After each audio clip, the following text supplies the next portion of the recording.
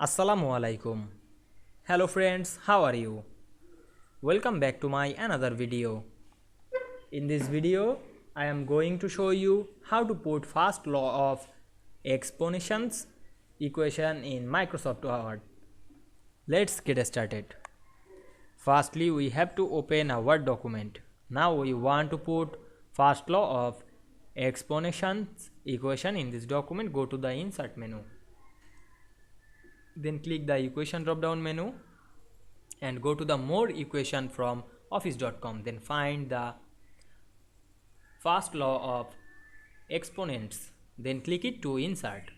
Now we can see we insert or put the first law of exponents equation very easily. Now we want to edit this equation. Click the equation box and go to the design menu. Then we can see here many option. We added any equation or edit equation. Now I change the text.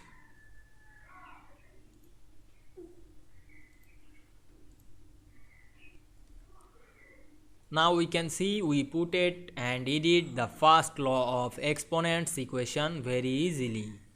I hope you enjoyed the video. Please like, comment, share and subscribe my channel. Thanks for watching.